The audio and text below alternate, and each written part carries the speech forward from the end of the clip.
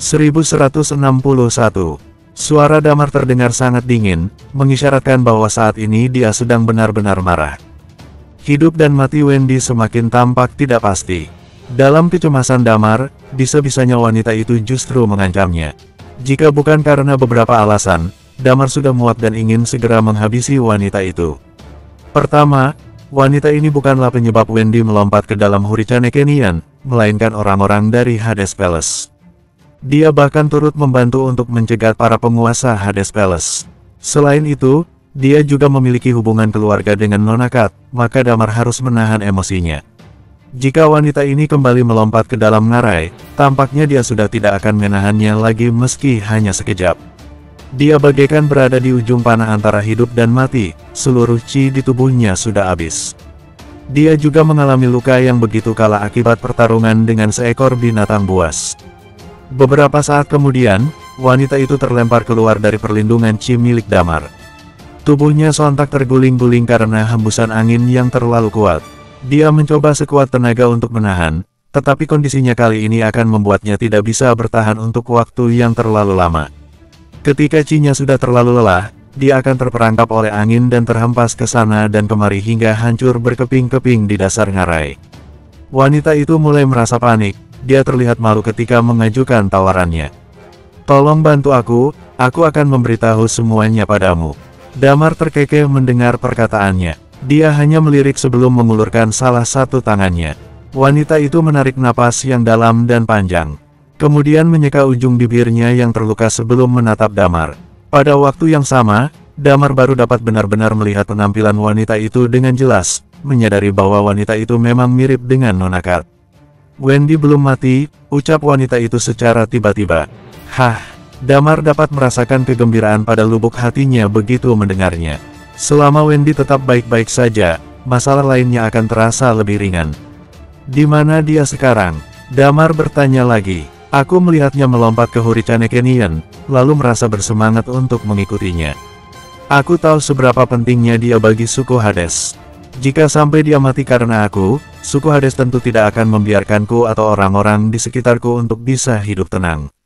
Wanita itu berhenti sejenak sebelum lanjut berkata, "Setelah berada di dalam ngarai, aku mencoba yang terbaik untuk menahan hembusan angin di ngarai. Saat itu, aku berencana untuk pergi bersamanya, tetapi tempat ini sangat menyulitkan. Intensitas anginnya begitu kuat dan terdapat tebing pada kedua sisinya. Kami berencana untuk menemukan cara yang relatif lebih mudah untuk keluar dari ngarai ini. Kami telah mencoba banyak cara, namun tidak ada satupun cara yang berhasil meski telah berusaha selama 2 hari." Wanita itu berkata dengan senyum masam, "Saat ini, aku juga bisa mendengar ada beberapa binatang buas yang akan datang." Damar terkejut, "Beberapa binatang buas?" "Ya, tepatnya ada 4 binatang, semuanya memiliki tingkat Immortal Undying Flame. Selain itu, ada pula seekor burung dengan bulu menyerupai senjata ajaib dan pedang tajam." Wanita itu menggertakkan giginya, lalu berkata, "Ada pula 2 makhluk mirip serigala. Mereka semua adalah makhluk yang belum pernah aku lihat sebelumnya." Damar mengerutkan kening dan berkata, "Belum pernah kamu lihat?" "Ya, mereka tidak berniat membunuh, hanya refleks melakukan perlindungan diri setelah melihat kita di sini." Wendy ditangkap oleh binatang berkepala 2 dan burung itu. Binatang berkepala 2 itu tampaknya sangat suka menjadikanku sebagai mainannya, tapi dia tidak membunuhku. Bila dipikir-pikir, ini adalah tempat mereka. Akan sangat mudah bagi mereka untuk menghabisiku jika mereka menginginkannya. Damar menautkan alisnya, "Jadi maksudmu, binatang itu telah membawa Wendy pergi?" "Kemana? Entahlah, kamu mungkin akan menemukan jawabannya jika berhasil mengejar binatang buas itu." Ekspresi Damar sedikit berubah. Matanya masih menatap wanita itu dengan tajam. Tangannya bergerak ke punggungnya, lalu dia berteriak, "Winston!" Winston mengangguk. Dia mengendus tanah dengan cepat menggunakan hidungnya. Ini adalah salah satu alasan mengapa Damar mengajak Winston untuk ikut pergi bersamanya. Selain karakteristik angin yang dimiliki, Winston juga memiliki indera penciuman yang sangat sensitif. Secara sekilas, kebiasaan hidup Winston bisa dikatakan mirip seperti seekor binatang buas. Damar mengangkat wanita itu dari tanah lalu meletakkannya di punggungnya. Lalu mereka berlari pergi melanjutkan pencarian. Ketika Damar dan Winston tengah sibuk mencari Wendy di Hurricane Canyon, Guntur di sisi lain sedang berlari menuju tembok kota untuk mendaftar. Dia menyadari bahwa ternyata ada cukup banyak orang yang datang untuk mendaftar. Dia menyembunyikan kekuatan yang sebenarnya, hanya menunjukkan sedikit yang cukup untuk membuatnya tetap dapat direkrut menjadi pasukan. Guntur akhirnya terpilih dan ditugaskan untuk memimpin 11 orang yang terdiri dari laki-laki serta perempuan. Misi mereka bukanlah untuk turun langsung ke medan perang, melainkan untuk berpatroli di tembok kota. Barisan depan pasukan diisi oleh pasukan asli dari negara Wales. Tujuan Guntur mendaftar adalah untuk menyelidiki bagaimana cara Hades Palace menyerang lawan, bagaimana mereka menata pasukan, bagaimana mereka menentukan strategi. Rekan kelompok Guntur memperlakukannya dengan ramah. Orang-orang itu berlaku sangat ramah kepada Guntur. Setelah selesai mengatur pasukan, Guntur memimpin beberapa orang itu ke tembok kota. Di atas tembok kota, sudah tersedia beberapa senjata termal, tidak ada yang lebih dari senjata nuklir. Senjata-senjata itu terutama digunakan untuk menangani burung-burung. Mereka akan mencoba mengendalikan burung-burung dan mencegah mereka memasuki kota.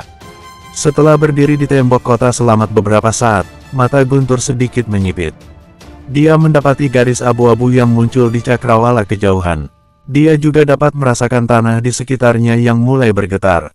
Dia menjilat bibirnya dan berseru, "Ayo!" Sebagai seseorang yang pernah merasakan gelombang binatang ketika terjadi di kota Lukido, pemandangan ini sudah tidak asing baginya. Dia dapat mengenali ciri-ciri yang merupakan petunjuk awal dari kedatangan gelombang binatang. Setelah beberapa saat, dia melihat dari kejauhan telah datang binatang buas dalam jumlah yang sangat banyak. Mereka datang seperti ombak yang tidak ada ujungnya, terus melaju menuju kota Ziggy. Di garis paling depan, ada beberapa makhluk berukuran besar yang tampak seperti kuda berponi dalam cerita dongeng. Tidak butuh waktu lama bagi mereka untuk sampai ke kota Ziggy dan langsung melancarkan penyerangan. Mereka terus-menerus membenturkan tubuh ke tembok kota Ziggy. Damar terus memerhatikan gelombang binatang itu, mendapati bahwa pada barisan paling belakang terdapat pasukan Hades Palace dalam jumlah yang besar.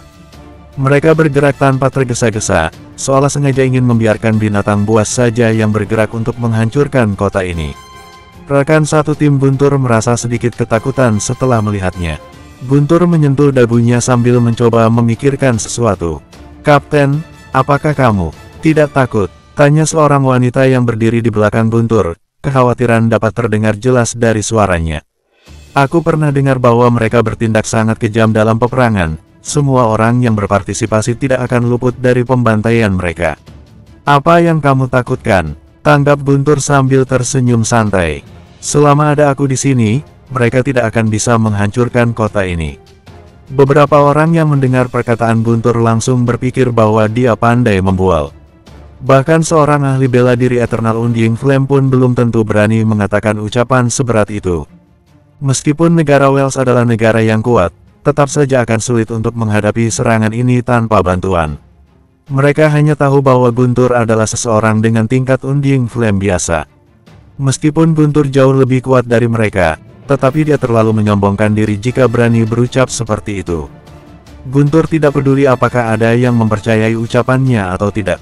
Dia hanya terus fokus sambil menyipitkan matanya lalu berkata, "Serangan kedua binatang buas akan datang."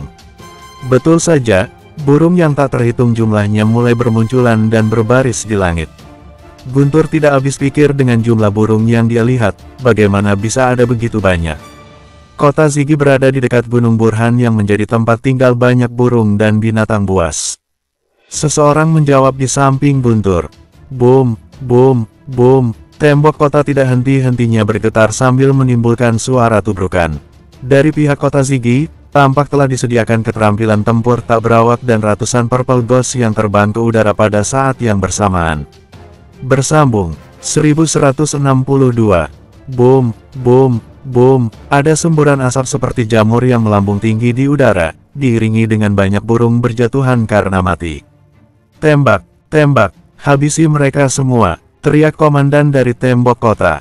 Di bawah tembok kota, tentara yang tak terhitung jumlahnya sudah bersiaga dengan menggenggam senjata mereka masing-masing, mempersiapkan diri untuk bertarung kapan saja.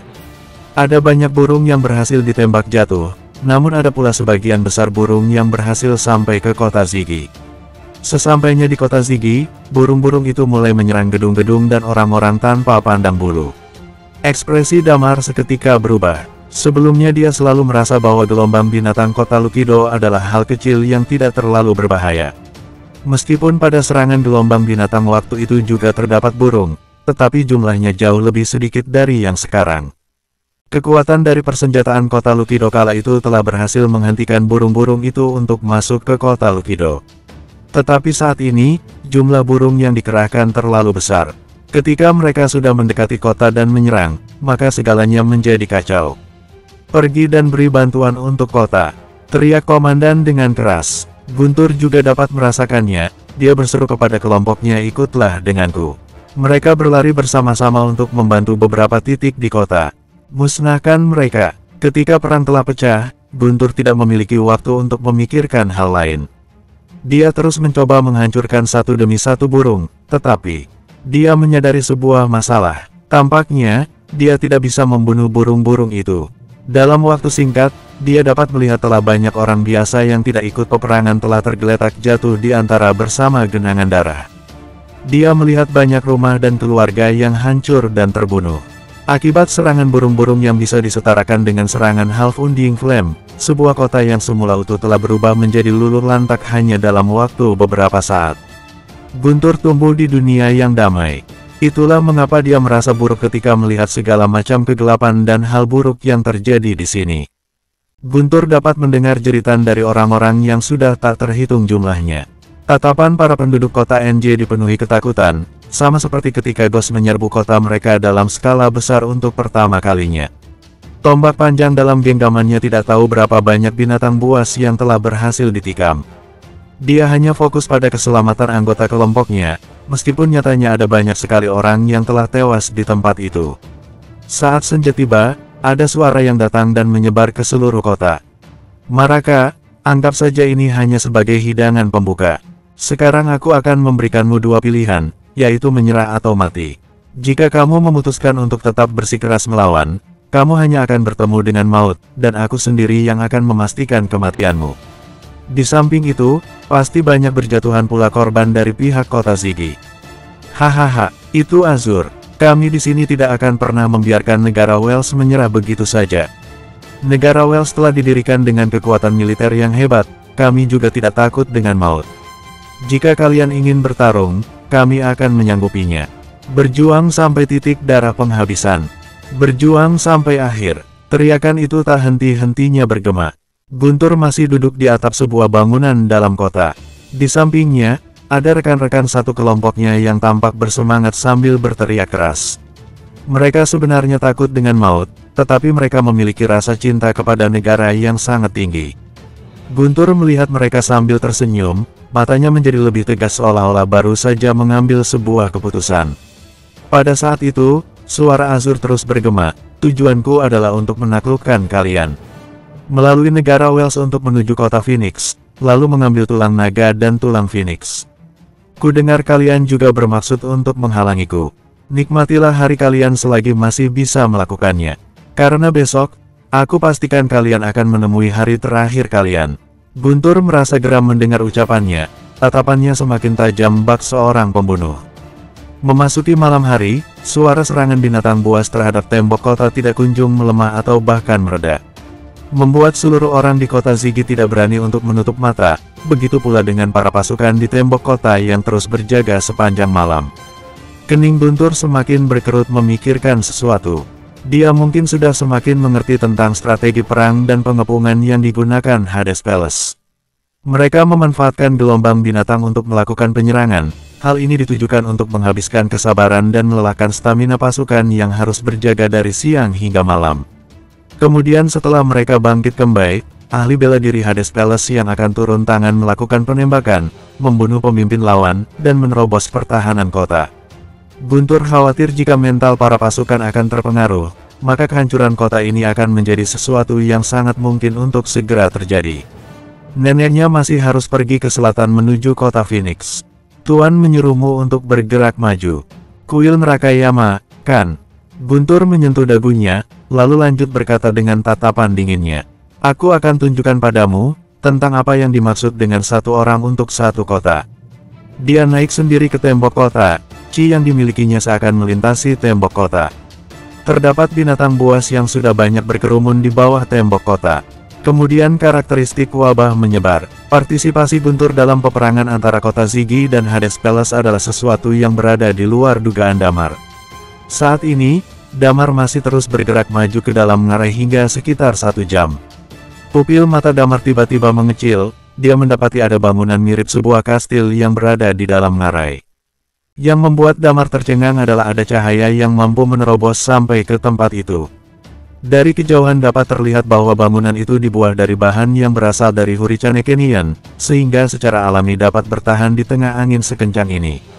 Di depan bangunan itu, terdapat 4 binatang buas yang sedang tengkurap.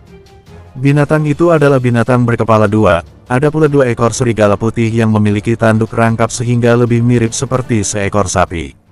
Selain itu, ada pula seekor burung besar yang sedang merangkak. Burung itu ditutupi dengan bulu emas, sangat indah dan mirip seperti bulu yang terbuat dari baja. Beberapa saat kemudian, terdengar binatang buas itu mengaum dengan keras. Tatapan Damar bertemu dengan mata binatang buas itu. Dalam sekejap, mereka segera bangkit dan sekali lagi meraung keras ke arah Damar.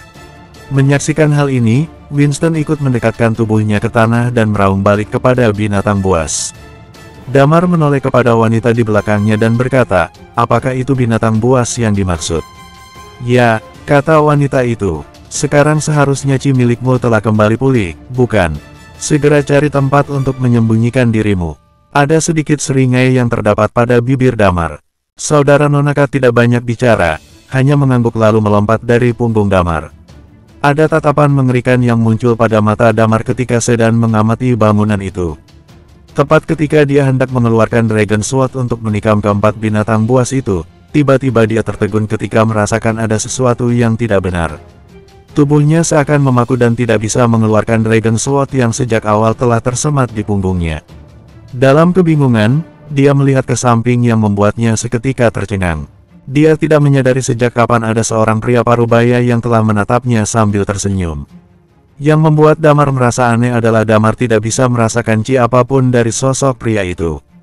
Dia tampak seperti orang biasa saja, lantas bagaimana dia bisa berdiri dengan santainya di Hurricane Canyon pada kedalaman yang mengerikan ini? Damar dapat merasakan sekujur tubuhnya yang mendingin. Pria parubaya ini mungkin saja memiliki karakteristik angin. Damar yakin kekuatannya pasti setidaknya sama dengan kekuatan pendekar tua. Pria itu mencibir, "Cek, tulang naga. Apakah kamu sudah menggunakan karakteristik unikmu hari ini?" 2 orang dengan karakteristik unik telah datang berturut-turut. Damar dengan sigap langsung memperlebar jarak di antara mereka. "Siapa kamu?" tanya Damar sambil mengeluarkan Dragon Sword dari punggungnya. "Jangan cepat tersinggung, anak muda. Menghunus pedang pada setiap kesempatan itu adalah hal yang tidak masuk akal." Senyuman itu masih menempel pada bibir pria parubaya tersebut. Senyuman itu justru memberikan kesan aneh bagi Damar. Dia merasa senyuman itu agak mirip dengan senyuman Hugo. Setiap kali Hugo berencana untuk melawan seseorang, dia selalu memasang senyuman seperti itu di wajahnya. Damar bertanya dengan hati-hati, "Sebenarnya siapa kamu? Apakah kamu pernah melihat seorang gadis yang sebelumnya bersama wanita ini?" "Tentu saja," pria parubaya itu berkata sambil tersenyum. "Apakah kami boleh melihat? Kami tidak bermaksud mengganggu, kami hanya datang untuk mencari seseorang. Begitu kami menemukannya, kami akan segera pergi," ujar Damar. "Pergi?" Senyum di wajah pria parubaya itu menjadi lebih lebar dari sebelumnya, lalu berkata, "Siapa bilang kamu boleh pergi?" Saat dia berbicara, seorang wanita berjalan keluar di gerbang bangunan. Ekspresi orang itu langsung tergerak ketika melihat Damar. Dia berkata, "Oh, ada seseorang juga." Bersambung, 1163. Wanita itu tampak seperti wanita parubaya. Tubuhnya sedikit besar. Dia mengenakan pakaian tenun karung goni. Kain diikatkan di kepalanya. Sejak keluar dari kastil dia memperhatikan Damar dari atas hingga ke bawah. Muncul senyum puas di wajahnya dan berkata, "Kerja bagus." Kepala Damar seperti akan meledak. Wanita ini terlihat seperti orang biasa sama seperti pria ini. Namun, Damar tahu bahwa kedua orang ini benar-benar berbeda dengan orang biasa. Winston meraung seperti sedang memberi peringatan ketika melihat kehadiran wanita itu. Damar juga dapat merasakan suatu bahaya. Begitu dia hendak mengangkat pedangnya, dia merasa ada sesuatu yang memukul kepalanya dengan keras. Dia menoleh dan melihat bahwa pria tadi sudah berada di belakangnya. Di tangannya ada batu berbentuk persegi yang baru saja dipukulkan pada kepala Damar. Saat seluruh kejadian itu terjadi, seperti pria yang diam-diam muncul di belakang Damar, dia tidak merespons sama sekali. Damar merasa seperti baru saja dipukul palu yang berat, sehingga kepalanya terasa pening dan sakit yang hebat. Hah, tidak pingsan, dia pasti memiliki karakteristik jiwa juga. Ini adalah keberuntungan yang tidak terduga. Pria parubaya itu berkata lagi, namun Damar tidak meresponsnya. Sekali lagi, dia memukul kepala Damar lagi dengan batu di tangannya. Plak, Damar tidak bisa menahan setelah menerima pukulan itu untuk yang kedua kalinya. Pandangannya menjadi gelap dan dia jatuh ke tanah. Bak, bak, terdengar dua kali suara terjatuh setelahnya. Suara itu berasal dari Winston dan saudara perempuan Nona Kat yang turut jatuh ke tanah. Kemudian, pria dan wanita itu melemparkan mereka bertiga ke dalam bangunan seolah-olah sedang membuang sampah. Pria parubaya itu berkata kepada 4 hewan liar di sebelahnya, awasi mereka. Jangan biarkan mereka menghambat upacara kita. Wanita itu tiba-tiba melihat kotak berisikan Death Sword di punggung Damar. Wajahnya langsung sumringah dan berkata, ini adalah Death Sword. Bila digabungkan dengan bagian lain Death Sword yang berada pada kita, artinya Death Sword kini sudah bisa menjadi pedang yang utuh dan sempurna. Ayo, kita lihat bagaimana kehebatannya. Pria parubaya itu tersenyum dan berjalan masuk ke dalam kastil. Tanpa disadari, waktu telah bergulir dengan cepat. Semalam, tidak seperti yang dikatakan Azur, binatang buas akan menyerang kota dalam 1 malam. Namun binatang-binatang itu sudah mulai berjatuhan ke tanah. Dengan berlalunya waktu, binatang buas yang terkena dampak karakteristik wabah semakin banyak dan korbannya tidak henti-hentinya berjatuhan. Negara Wales menyadari letak permasalahannya sejak awal. Sistem ilmiah dan teknologi mereka dapat mendeteksi keberadaan virus, sehingga banyak orang segera mengambil tindakan perlindungan. Selain itu, Guntur sendiri berkeliaran sepanjang malam tapi selalu berada di dalam kota. Jika dia menemukan residu dengan karakteristiknya sendiri, dia akan langsung memulihkan dengan memanfaatkan karakteristiknya. Dengan begitu, tidak banyak orang di negara Wales yang terinfeksi wabahnya.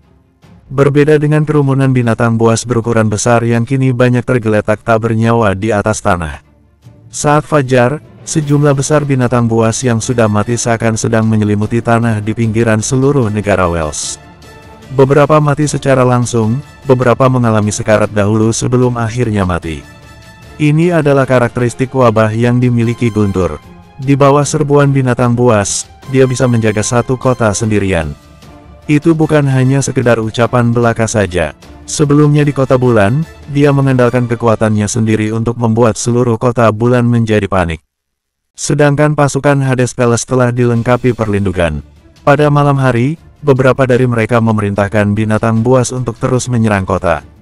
Namun, dengan semakin banyaknya binatang buas yang berjatuhan, mereka semakin merasa bahwa ada sesuatu yang salah.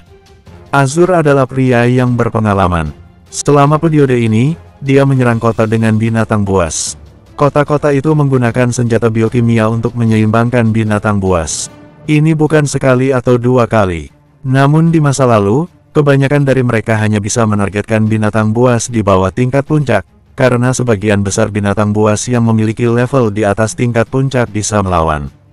Dia tidak pernah menyangka bahwa kali ini negara Wales bertindak dengan sangat kejam sehingga banyak binatang buas tingkat Hal Undying Flame yang terluka parah. Dia masih belum memikirkan hal ini karena Guntur. Dia berpikir itu hanya senjata biokimia yang dikembangkan oleh negara Wales sendiri. Pada malam hari, dia memerintahkan binatang buas yang masih bertahan untuk segera mundur dan menjaga jarak. Mereka berencana untuk mengambil beberapa masker gas dan beberapa hal lain sebagai sebuah tindakan perlindungan. Ketika langit mulai terang, suara Azur kembali terdengar. Dia berkata, Tora, aku tidak menyangka bahwa kamu bisa memiliki senjata biokimia sekuat itu di tanganmu. Tapi hal itu tidak ada gunanya bagiku. Apakah kamu pikir kamu bisa melindungi negara Wales? Jangan bermimpi, hari ini akulah yang akan datang untuk mengambil nyawamu sendiri. Pada salah satu sisi di tembok kota, ada jejak yang berasal dari Immortal Undying Flame negara Wales. Dia memang menggunakan senjata biokimia, tapi dia tahu bahwa efeknya tidak separah itu. Namun, dia tidak punya banyak waktu untuk berpikir, karena pasukan Hades Palace sudah semakin menekan. Ada kurang lebih 100.000 orang yang merupakan ahli bela diri tingkat dewa. Karena tujuan peperangan-peperangan, mereka sebelumnya telah mencari perintis di setiap kota sehingga kini ada setengah dari 100.000 orang yang akan dilengkapi dengan perintis. Kebanyakan perintis ini di atas perintis merah dan perintis ungu, jumlah mereka sekitar 200.000. Dengan jumlah ini, negara Wales akan bisa ditaklukkan. Namun, bagi Thora, dia tahu bahwa pertempuran ini sangat sulit. Dia ingin menghalangi Azur yang merupakan lawan terkuat, salah satu dari kuil neraka Yama, seorang ahli bela diri yang sebanding dengan 8 kekuatan utama. Sementara dia sendiri hanyalah seorang immortal unding flame biasa. Dia menyadari ketimpangan kekuatan yang ada di antara keduanya. Namun, dia tidak punya pilihan. Jika dia kalah, negara Wales akan jatuh. Dia tidak punya pilihan selain menunda dan menunggu 8 kekuatan utama mengirim orang untuk membantunya. Sebenarnya berita ini sudah menyebar kemarin, namun sampai sekarang masih tidak ada seorang pun dari Driemo yang datang untuk memberi bantuan. Di samping itu, pasukan Hades Palace terus maju tanpa mengendorkan serangan. Serangan kali ini pasti akan jauh lebih tragis karena akan dilakukan langsung oleh pasukan utama Hades Palace. Kali ini, mereka benar-benar akan langsung menghancurkan kota. Pasukan Hades Palace bersama dengan beberapa binatang buas dengan tingkat Undying Flame memulai perang alot melawan kota Ziggy. Tidak terhitung sudah berapa banyak korban yang berjatuhan di tembok kota. Guntur dengan rekan kelompoknya juga melaksanakan peran mereka di beberapa titik kota. Guntur tidak melakukannya demi melindungi negara ini, melainkan demi para korban tidak berdosa yang harus ikut tewas dan menderita akibat sebuah peperangan. Para prajurit negara Wales sangat berani dan tidak takut mati. Perang ini terus berlangsung sampai siang hari, hingga seluruh tembok kota berwarna merah darah. Darah mengalir ke bawah, mengering, kemudian mengalir dengan darah korban yang baru lagi. Tembok kota telah dipenuhi dengan mayat, tidak ada yang tahu berapa banyak orang dari kota Ziggy yang telah tewas dalam peperangan ini. Begitu pula dengan pihak Hades Palace yang juga telah kehilangan lebih dari setengah pasukan mereka. Perang ini sangat tragis. Orang-orang dari Hades Palace menyerang dengan sangat ganas, sementara para pasukan negara Wales juga bertahan dengan sangat kuat. Thora mencoba yang terbaik untuk menarik 3 ahli bela diri Peak Eternal Undying Flame guna mengurus Azur. Dia mengulur waktu sepanjang pagi, tapi pada siang hari, terjadi ledakan yang begitu hebat di tembok kota. Guntur mencari-cari dari mana sumber suara tersebut. Dia pergi melihat salah satu sisi tembok kota dan mendapati ada bagian tembok kota yang telah hancur berantakan. Di kejauhan, dia melihat sosok kurus yang sedang berdiri dengan bangga di depan tembok kota. Dia memegang tombak, dan tubuhnya memancarkan kekuatan Chi. Guntur tahu ini adalah teknik bela diri Azur, tapi tidak yakin teknik apa itu. Tembok kota hancur, jalan-jalan serta rumah-rumah runtuh. Thora tergeletak di sana dalam keadaan sudah tidak bernyawa. Guardian negara Wales membawa ahli bela diri dan menghabiskan pagi hari untuk bertarung bersama Thora. Pada akhirnya, Thora berhasil terkalahkan dan mati di tempat itu juga. Azur menghela napas panjang, pertarungan ini ternyata lebih sulit dari yang dia kira. Dia kehilangan lebih dari setengah orang-orang yang dia bawa. Namun, dia tidak khawatir. Dia masih merasa yakin bahwa dia akan berhasil merebut negara Wales. Di sisi negara Wales, ketika melihat bahwa hampir semua ahli bela diri mereka tewas dalam peperangan ini, hati semua orang mulai bergetar. Kepada seluruh penduduk kota Ziggy, pada saat itu, Azur maju selangkah demi selangkah dengan tombak di tangannya. Dia terlihat kurus, namun teriakannya menggelegar. Aku adalah Azur, salah satu dari kuil neraka Yama Hades Palace. Akulah yang bertanggung jawab atas sains dan teknologi. Raja kalian telah mati dalam pertempuran ini, begitu pula dengan seluruh Peak Eternal Undying Flame yang kalian miliki. Kalian tidak akan berhasil melawan pasukanku. Sekarang kalian memiliki 2 pilihan, yaitu menyerah atau mati. Di tembok kota, benak para prajurit negara Wales sudah dipenuhi dengan keputusasaan. Di bawah pemerintahan Hades Palace, mereka yakin akan melalui era gelap dalam waktu yang dekat. Namun jika dihadapkan dengan pilihan menyerah atau mati, bagaimana mereka bisa memilih? Sekarang, tidak ada yang bisa berdiri dan membangkitkan psikologis pasukan dari pihak mereka. Di sisi Guntur, 11 orang di sekitarnya sudah terluka parah dan berdarah-darah, wajah mereka pun diliputi dengan keputusasaan. Seorang pria bergumam, riwayat kita tamatlah sudah.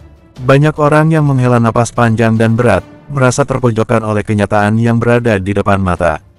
Kemudian, Guntur yang ada di depan mereka tiba-tiba keluar. Setiap langkah yang dia ambil mengeluarkan kekuatan Qi yang sangat kuat. Siapa bilang kami sudah tidak punya kekuatan? Lagi pula, kuil neraka Yama hanyalah sampah. Suara Guntur bergema di langit kota Ziggy. Semua orang mencari sumber suara tersebut dan melihat kekuatan Qi Immortal Undying Flame yang muncul dari tubuh Guntur. Ekspresi Azur sedikit berubah. Dia tiba-tiba menoleh dan melihat ke arah kekuatan Qi yang memancar. Lalu Guntur melompat dari tembok kota, menyeret tombaknya dan berjalan menuju Azur selangkah demi selangkah. Oh, ternyata kamulah Immortal Undying Flame yang melakukan karakteristik wabah tadi malam. Benarlah dugaanku, bagaimana mungkin kota Ziggy ini bisa memiliki karakteristik wabah yang begitu kuat? Cibir Azur dengan raut wajah yang menunjukkan jijik. Bersambung, 1164. Guntur mengabaikannya. Dia berkata, semua orang di kota Ziggy percaya bahwa era di bawah kekuasaan Hades Palace adalah era paling gelap dalam sejarah Eternal Planet. Jika sampai negara Wells sampai jatuh ke tangan Hades Palace, maka kematian itu lebih baik daripada menunduk dan menyerah pada Hades Palace. Aku adalah Guntur, Third Night Watcher kota Phoenix, sekaligus seorang Immortal Undying Flame dengan karakteristik wabah. Aku akan menjadi guardian para penduduk negeri ini. Segera ambil senjata kalian, demi negara, kerabat, dan semua penduduk negara ini, berjuanglah sampai titik darah penghabisan. Cek. Cek, Azur mengejek Guntur, Night Watcher Guntur. Aku berencana untuk membunuhmu nanti ketika aku pergi ke kota Phoenix. Aku tidak menyangka ternyata sudah bertemu kamu di sini. Apakah kamu ingin segera mati? Jelas-jelas kamu sadar bahwa kamu bukanlah lawan yang sebanding denganku. Guntur menarik napas, menstabilkan emosi. Aku telah menyaksikan banyaknya nyawa orang-orang tak bersalah yang sudah berjatuhan akibat perang. Mereka seharusnya dilindungi dari malapetaka yang kejam ini. Tetapi karena Hades Palace tidak memiliki etika moral dalam berperang, maka mereka membantai siapapun tanpa pandang bulu. Sekalipun orang-orang itu hanyalah penduduk biasa yang sama sekali tidak membahayakan kalian. Aku tidak tahan melihatnya. Saat berbicara, tubuh Guntur penuh dengan Qi. Dia mengambil tombaknya, tatapan tajamnya hanya tertuju pada Azur, lalu berteriak. Aku akan melawanmu. Aku berjanji akan melindungi kota ini. Suara Guntur begitu keras dan bergema di seluruh kota Ziggy. Mereka yang telah kehilangan kepercayaannya mulai berdiri dan mengangkat senjata mereka lagi. Alis Azur berkerut. Baginya, kota hari ini harus dihancurkan. Kerusakan Hades Palace dalam perang ini sebenarnya melebihi anggarannya. Jika tidak ada Guntur, Azur bisa menghancurkan kota ini dengan tekanan serangan binatang buas dari semalam sampai sekarang. Namun, karena wabah yang merajalela, jadi sebagian besar mati dalam semalam. Banyak juga binatang buas yang terinfeksi dan mengakibatkan penurunan besar dalam efektivitas pertempuran, bahkan banyak yang tidak dapat berpartisipasi dalam perang yang menyebabkan situasi seperti ini sekarang. Saat Azur melihat Guntur, terdapat rasa benci di dalam hatinya. Dia menatap Guntur dengan matanya yang sedikit menyipit dan berkata, "Aku tahu kamu, Guntur. Pemilik karakteristik wabah. Menurut informasi yang aku miliki, kamu beberapa tahun lebih muda dari Damar. Berdasarkan waktu dunia kalian, kamu masih belum menginjak umur 30 tahun saat ini. Jika berdasarkan waktu Eternal Planet juga masih di bawah 26 tahun. Immortal Undying Flame ini adalah bakat yang benar-benar hebat. Kamu memiliki karakteristik wabah." Berbicara tentang itu, mata Azur memperlihatkan senyuman dan berkata, "Sebenarnya, Raja memerintahkanku untuk menyerang kota Phoenix, dan menurutku keberadaanmu akan menjadi masalah besar bagiku untuk menghancurkan kota Phoenix. Tidak kuduga, aku bertemu denganmu di kota Ziggy. Lalu, kamu juga lebih dulu datang dan ingin membunuhku." Azur tersenyum pada Guntur dan berkata, "Kenapa kamu ingin menjadi guardian kota dan negara ini? Apakah kamu mencari keuntungan dari mereka? Baiklah. Menyingkirkan kamu lebih dulu akan mempermudah pasukanku saat menyerang kota Phoenix nanti." Wajah Azur menunjukkan senyuman cerah dan berkata, "Kamu baru saja mengatakan bahwa Raja Kuil Neraka Yama Hades Palace adalah orang yang tidak berguna sama sekali. Kalau begitu, akan kuperlihatkan padamu kekuatan seperti apa yang dimiliki Raja Kuil Nerakayama. Lalu, dia berjalan menuju Guntur dengan tombak panjang di tangannya. Kekuatan Qi di tubuhnya menjadi semakin tebal setiap melangkah. Pada saat yang sama, tubuhnya tertutup kabut putih. Karakteristik tanah. Guntur bernapas dengan santai, lalu berkata, karakteristik itu cenderung untuk bertahan. Tidak heran mereka bisa menahan kilat begitu lama. Aku tahu kamu pasti berpikir bahwa aku pemilik karakteristik tanah. Karena karakteristik itu lebih untuk bertahan, jadi aku tidak memiliki kekuatan menyerang yang cukup, kan? Azur sepertinya telah menebak pemikiran Guntur. Dia menggerakkan tombaknya dan berkata, kamu rasakan ini. Boom! Kemudian, suara ledakan datang dari kakinya. Lalu, tanah di bawah kakinya tiba-tiba retak. Serang! Raungan Guntur terdengar dan dia menyerang dengan tombak di tangannya. Tang! Tang! Tang! Perang pecah lagi. Ketika Guntur memilih untuk bangkit dan melawan Azur, orang-orang mengangkat senjatanya lagi dan pertempuran sengit lainnya berlangsung lagi. Namun, Guntur semakin ketakutan. Meskipun Azur memiliki karakteristik tanah, tetapi setiap serangannya begitu kuat dan menyakitkan.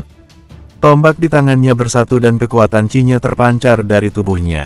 Setiap serangannya berbeda. Guntur telah melihat kekuatan Qi kepala suku Hades.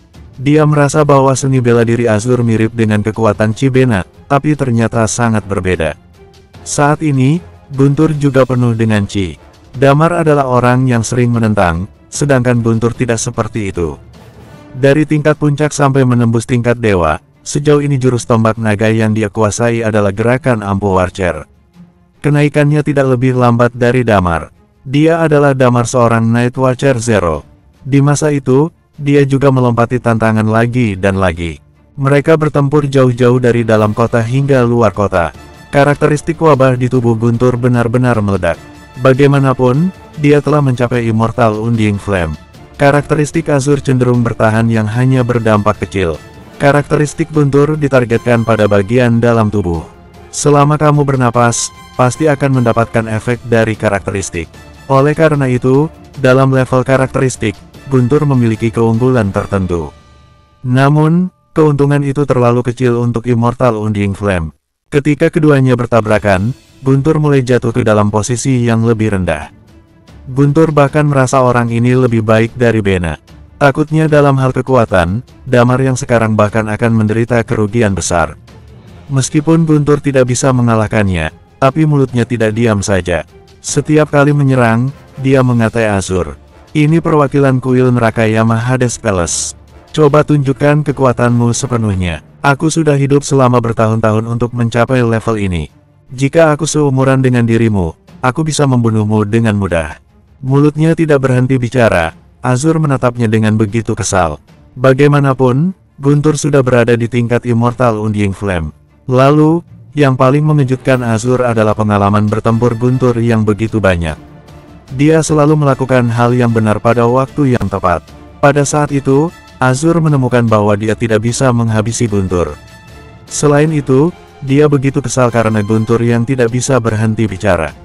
Hanya kamu, dia berbicara dengan marah dan langsung menyerang Guntur. Kemudian, Qi Guntur melonjak di bawah kakinya. Di sisi lain, di kota Phoenix, saat perang Guntur dan Raja Kuil Nerakayama sedang pecah. Di markas Night Watcher, Bagas mengerutkan keningnya. Dia melihat berita di depannya dan berkata, Hugo, baru saja datang berita bahwa tadi malam, Raja Kuil Nerakayama Hades Palace, Azur menurunkan ribuan orang Hades Palace dan binatang buas yang tak terhitung jumlahnya untuk menyerang bagian selatan dan kota Ziggy. Kota Ziggy, Hugo mengerutkan keningnya. Bagas mengangguk dan berkata, ya, itu adalah kota yang dilewati Guntur ke belahan bumi bagian utara. Guntur tiba kemarin. Takutnya dia masih di tengah-tengah perang. Sekarang kota Ziggy telah ditutup. Aku khawatir pesawat tidak bisa terbang. Aku juga takut. Hugo mengerutkan kening dan berkata, Guntur adalah Night Watcher yang luar biasa. Dia juga melakukan penyamaran. Orang-orang Hades Palace seharusnya tidak menyadarinya. Lalu, bukankah Damar telah mengatakannya sebelumnya? Balwin dan kelompoknya tampaknya tidak punya rencana untuk melawan kita sekarang. Saat ini berbeda. Bagas menggelengkan kepala dan berkata, kebangkitan Damar terlalu cepat. Seharusnya Hades Palace mengarah ke utara, tapi sekarang melakukan serangan ke selatan. Aku pikir ini adalah sebuah sinyal. Hugo merenung sejenak, lalu berkata, panggil Yani dan minta dia membuat ramalan untuk Guntur. Bagas mengangguk. Yani langsung datang dengan cepat.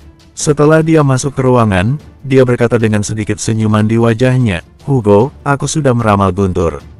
Dia baik-baik saja dalam perjalanan ini, tapi jangan sepenuhnya percaya dengan ramalanku. Itu belum tentu sepenuhnya benar. Ramalanmu masih bisa diandalkan. Jika kamu berkata begitu, aku bisa lega. Seharusnya Guntur tidak dalam bahaya selama dia tidak terekspos identitas sebenarnya. Bagas menghela napas panjang. Jika tidak ada masalah, aku pergi ke bawah dahulu, kata Yani. Bagas menganggukkan kepala. Mereka tidak menyadari bahwa ketika Yani pergi, ada kain abu-abu di atas meja dan ada tatapan merendahkan di matanya.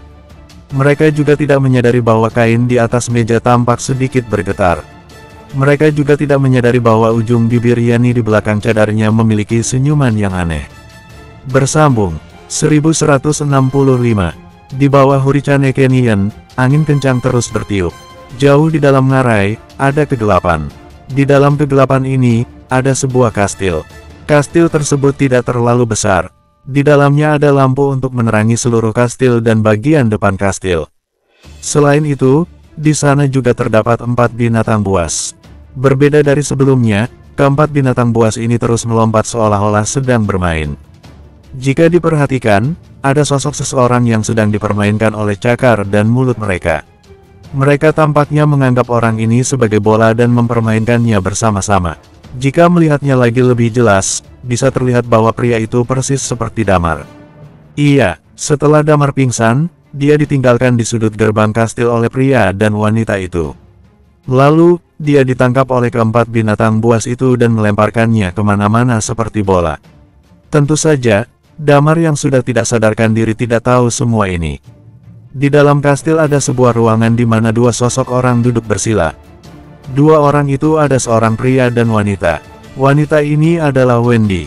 Jika diperhatikan baik-baik, aura Wendy bukan lagi Peak Eternal Undying Flame, tapi telah menjadi Immortal Undying Flame. Dia duduk bersila, matanya terbuka, seolah-olah segala sesuatu di dunia tidak ada hubungannya dengannya.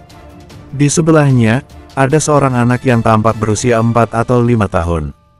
Ada sedikit udara dingin keluar darinya, dan tidak ada napas kehidupan pada dirinya. Wosh! Pada saat itu, pintu otomatis kastil di belakang terbuka. Pria dan wanita itu masuk ke dalam ruangan. Mata mereka tertuju pada anak itu, kelembutan muncul di wajah mereka. Wendy juga membuka matanya pada saat itu. Matanya terlihat dingin. Kemudian, dia merentankan tangan ke depan dengan lembut. Pada saat itu, sebuah kotak tiba-tiba muncul di tangannya. Kotak itu terbuka dan sebuah pisau hitam panjang muncul di tangannya. Kalian sudah mendapatkannya. Wendy mendongak. Suaranya sangat datar. Tidak bisa terasa emosi apapun. Ini dikirimmu seorang laki-laki. Dia sepertinya turun untuk mencarimu. Pria parubaya itu berkata, kamu pasti tahu pria pemilik tulang naga itu. Damar. Mata Wendy terlihat menjadi lebih lembut. Dia memandang mereka dan berkata, di mana dia? Aku membuatnya pingsan. Tidak boleh ada bahaya apapun di kastil. Sekarang 6 Death Sword semuanya sudah bersama-sama. Kamu bisa memulai upacaranya, kata pria parubaya itu lagi. Alis Wendy sedikit berkerut. Kamu bilang kamu hanya bisa menggunakan setengah karakteristik reinkarnasi jika belum menjadi Immortal Undying Flame.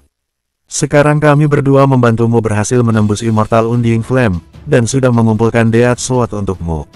Sudah waktunya bagimu, untuk menyelesaikan apa yang kamu janjikan kepada kami, ucap pria parubaya itu. Wendy mengalihkan pandangan pada anak laki-laki di sebelahnya. Dia menghembuskan napas dan berkata, aku sudah berjanji pada kalian. Aku akan mencoba yang terbaik untuk melakukannya sesuai dengan keinginan kalian. Adapun mengenai apakah aku dapat berhasil melakukannya atau tidak, aku tidak dapat menjamin hal itu. Bagaimanapun, yang kalian katakan itu sangat konyol. Mengerti, mengerti. Pria parubaya itu menghela napas dan berkata, kamu menguasai karakteristik reinkarnasi. Kami juga baru saja mendengar metode kuno untuk dicoba. Jika tidak berhasil, kami tidak akan menyalahkanmu. Wendy mengangguk dan berkata, baik. Kalian mundurlah. Pasangan parubaya itu mengangguk. Setelah mereka mundur, Wendy terdiam. Dia menurunkan semua Death Sword di belakangnya dan menyatukannya. Kemudian, 6 Death Sword itu mengeluarkan cahaya gemerlap, lalu langsung bersatu. Death Sword kelimanya berasal dari pasangan paruh baya ini. Tujuan Wendy keluar dari kota Phoenix adalah untuk menemukan Death Sword. Dia pergi ke Hurricane Canyon untuk mencari beberapa informasi. Dia datang untuk mencari Death Sword ketika itu muncul di dekatnya. Karena Death Sword cocok dengan karakteristiknya, jadi lebih mudah baginya untuk menemukannya. 6 Death Sword digabungkan, kemudian dipisahkan perlahan. 6 pisau memiliki 6 cahaya yang berbeda. Di belakang Wendy sebuah cakram terbuka yang di dalamnya melambangkan 6 cakram reinkarnasi. Death Sword mulai perlahan-lahan masuk ke dalam situ. Wendy mulai menjadi aneh. Pria parubaya itu berkata di dekat pintu, "Kamu perhatikan di sini dulu. Aku akan ke bawah dan melihat-lihat. Setelah anak kita bangun, masukkan ke dalam kamar." Wanita parubaya itu mengangguk. Kali ini, Wendy perlahan-lahan menghela napas. Dia berbalik dan mengeluarkan salah satu pisau dengan tangannya. Pada saat yang sama dia berbalik dan matanya tertuju pada anak itu. Dia bergumam, "Ghost." Bayangan di sekitar muncul, dan cahaya keluar dari cakram di belakang Wendy. Cahaya keluar dari cakram yang mewakili Gold dan jatuh pada anak itu. Anak itu tidak merespons sama sekali. Wendy mengerutkan keningnya, kemudian lanjut mengeluarkan pisau kedua. Di pintu masuk, Damar tidak tahu berapa lama dia tidak sadarkan diri. Ketika dia bangun, dia merasa mual dan sakit. Perasaan ini sudah lama tidak muncul selama bertahun-tahun. Dia membuka matanya, lalu dia merasa kakinya tidak menapak, seperti melayang. Dia belum bereaksi apa-apa, lalu dia melihat mulut yang tampaknya mencuat muncul di depannya. Tampaknya seperti paruh burung, kemudian Damar dilemparkan. "Ada apa ini?" Damar merasakan sakit di bagian belakang kepalanya. Dia merasa dirinya berputar-putar dan tidak bisa berpikir jernih. Dia belum bereaksi apa-apa, lalu melihat ada cakar yang menyerangnya. Damar tanpa sadar membuka karakteristik jiwanya, lalu keadaan di sekelilingnya jatuh ke dalam pandangannya. 4 binatang buang berdiri mengelilinginya dan sedang memainkannya sebagai bola. Hidung Damar bengkok, tubuhnya berputar-putar di udara. Pada saat itu, dia meraih tangannya dan berkata, "Pedang datanglah." Dragon Sword yang awalnya diletakkan di dalam kastil, kemudian terbang ke tangan Damar.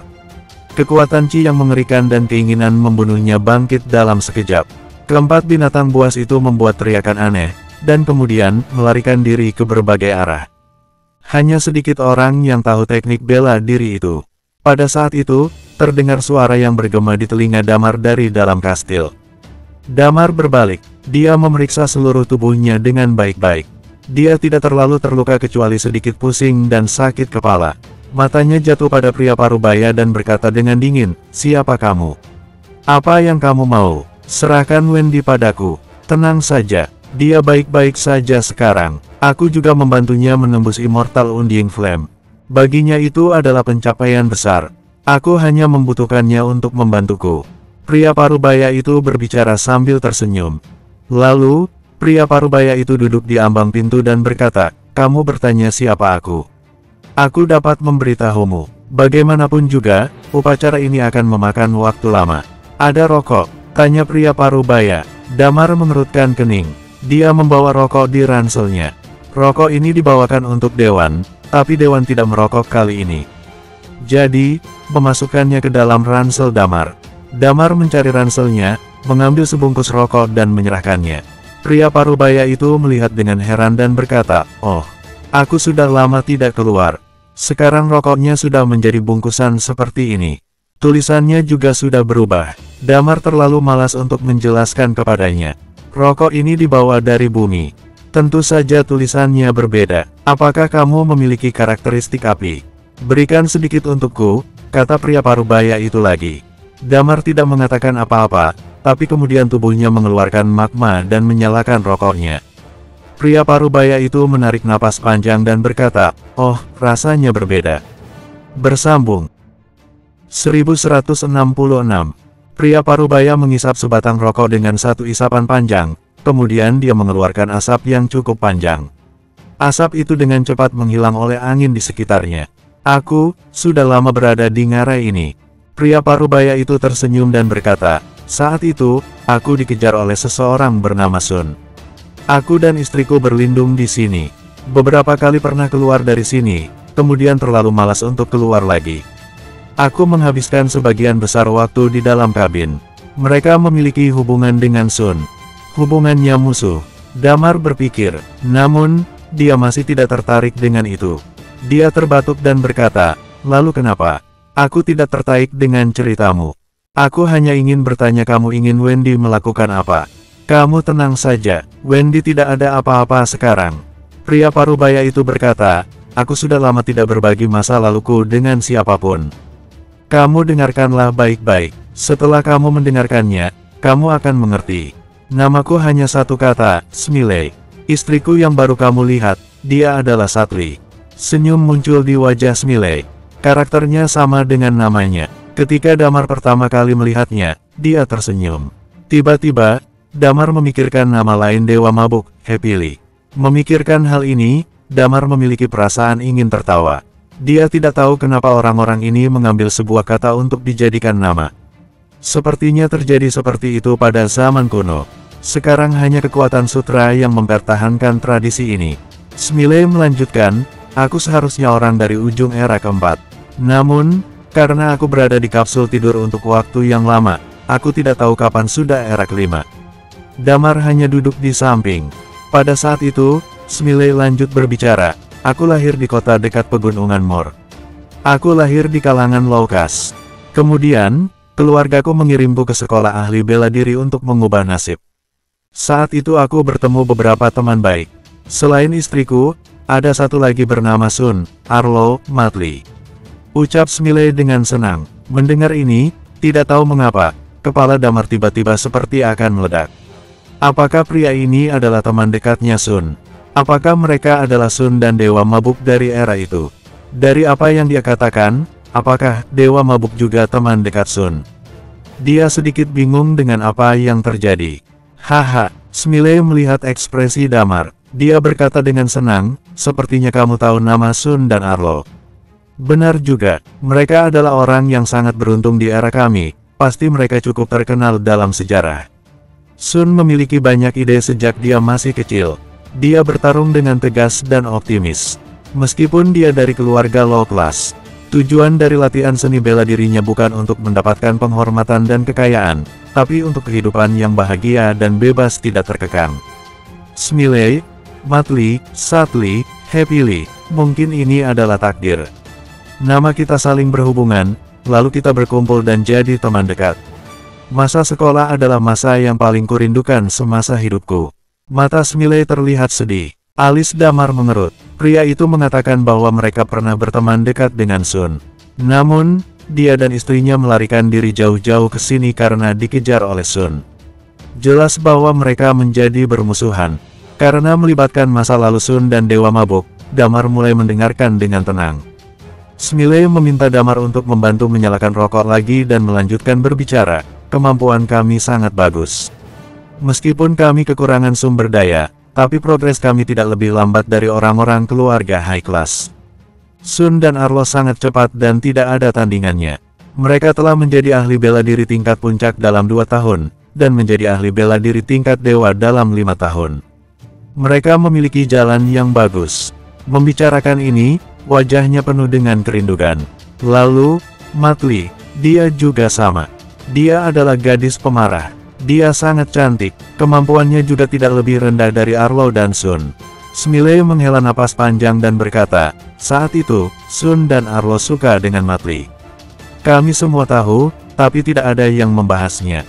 Kami lulus bersama, membentuk tim treasure hunter bersama. Kami bersama-sama membuat keluarga kami menjalani kehidupan yang lebih baik." Ketika mengingat semua hal itu, muncul senyum bahagia di wajah Smiley. Kemudian, dalam proses pencarian harta karun, kita semua secara bertahap menerobos ke tingkat Undying Flame. Arlo membangkitkan karakteristik langka Yin dan Yang, serta jurus pedang satu tangan yang menjadi misterius. Smiley mengatakan sambil mengingatnya. Ketika Damar mendengar hal tersebut, ekspresinya tampak berubah. Meskipun dia mengenal Dewa Mabuk, dan sudah pernah melihat Dewa Mabuk bertarung berkali-kali, tapi dia belum pernah melihat Dewa Mabuk menggunakan karakteristiknya sendiri termasuk dalam membunuh kekuatan darah. Dewa mabuk itu kuat dan tidak dapat dijelaskan kata-kata. Dia diakui sebagai orang pertama di Eternal Planet. Pada saat ini, Damar tahu bahwa karakteristik Dewa Mabuk adalah Yin dan Yang. Namun, dia tidak tahu perubahan apa yang akan terjadi pada karakteristik ini. Sepertinya kamu belum pernah melihatnya menggunakan karakteristik. Memang betul bahwa Dewa Mabuk memiliki bakat seni bela diri yang kuat, dan dia tidak mengandalkan karakteristiknya dalam pertempuran. Tetapi ketika dia berada di kondisi terkuatnya, dia tetap menggunakan karakteristik Yin dan Yang. Kata Smiley sambil tersenyum. Lalu, Sun berbicara tentang hal ini, wajah Smiley menunjukkan sedikit ketakutan. Dia menelan ludah dan berkata, pada hari ketika Sun menerobos tingkat Undying Flame, semua makhluk hidup, tidak peduli hewan atau tumbuhan mati dalam radius 5 km. Setelah dia mencapai Undying Flame, dia memiliki karakteristik yang unik. Dengan sedikit ketakutan di wajahnya, Smiley bergumam, karakteristiknya disebut pemakan roh, yang juga disebut karakteristik kematian. Smiley lanjut berbicara, kami semua merahasiakannya. Orang-orang dengan karakteristik unik akan diburu oleh 8 kekuatan utama. Mendengar ini, Damar mengangkat ujung bibirnya. Ternyata tradisi ini sudah ada sejak lama. Apakah peramal atau Sun yang baik? Tampaknya Damar telah mengalami semua hal ini. Tim Treasure Hunter kami perlahan-lahan mulai menjadi terkenal. Kami juga mulai mencari beberapa pekerja. Kami juga menamai tim kecil kami, Hades Palace. Yang paling kuat adalah Sun. Jadi kami menjadikannya Raja Hades. Ketika Damar mendengar ini, rasanya kepalanya seperti akan meledak. Tidak diduga bahwa asal-usul Hades Palace dimulai dari tim kecil Treasure Hunter. Awal mula Hades Palace juga ada Dewa Mabuk di dalamnya. Semuanya begitu indah. Kehidupan dan sumber daya kami mulai membaik. Tentu saja, kami juga mulai menarik perhatian beberapa kekuatan besar. Namun, semuanya sudah ditangani. Kemudian, aku dan istriku menikah. Di hari pernikahan, Sun menyatakan perasaannya kepada Matli, dan Matli menyatakan perasaannya kepada Happily. Saat Damar mendengar itu, dia hampir tidak bisa menelan ludahnya. Setelah membicarakan itu, Smiley merokok lagi dan tidak berbicara. Lalu, apa yang dipilih guruku? Tanya Damar dengar buru-buru. Gurumu? Smiley bertanya kepada Damar dengan tercengang. Guruku adalah Arlo. Karena dia adalah teman lama Arlo, Damar tidak menyembunyikannya. Gurumu belum sempat membuat pilihan. Smiley menggelengkan kepala dan berkata, Matli lalu meninggal. Hah? Damar tiba-tiba menoleh ke arah Smiley. Wajah Smiley terlihat begitu sedih. Kota Ziggy. Perang benar-benar menjadi sangat panas.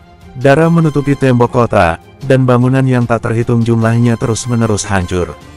Guntur memegang tombak panjang.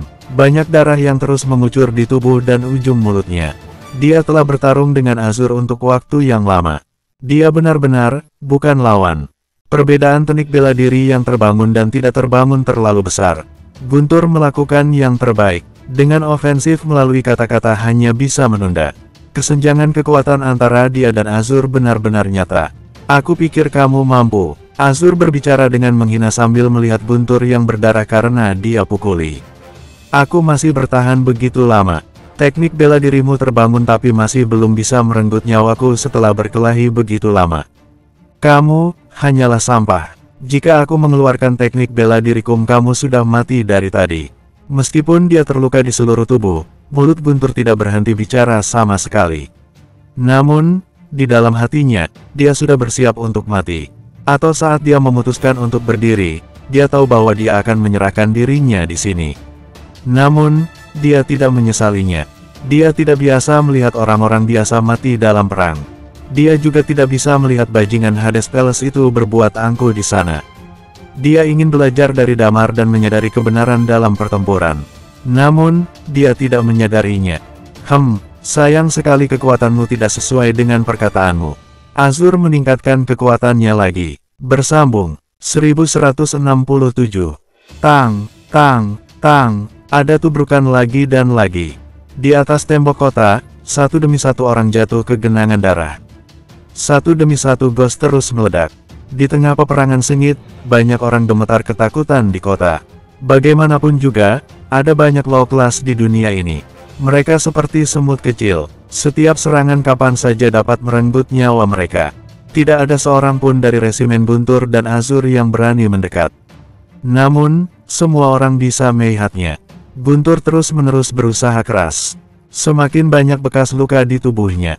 Bang! Tiba-tiba tombak di tangan Azur terangkat, dan seluruh dada Guntur langsung tergores tanda darah. Seluruh badannya tiba-tiba terbang dan menghantam tanah dengan keras. Duar! Darah terus mengalir dari dalam mulut. Guntur terhiung-huyung. Dia menopang dirinya dengan tombak panjang di tangannya dan berdiri dari tanah. Sudah waktunya untuk menghabiskanmu. Azur mendengus dingin. Uhuk. Guntur terus batuk dan darah mengalir keluar dari mulutnya. Dia terlalu malas untuk mengelapnya. Dia menopang tubuhnya dengan tombak panjangnya. Senyum muncul di wajahnya. Dia membalikkan badan dan melihat kota besar kota Ziggy di belakangnya.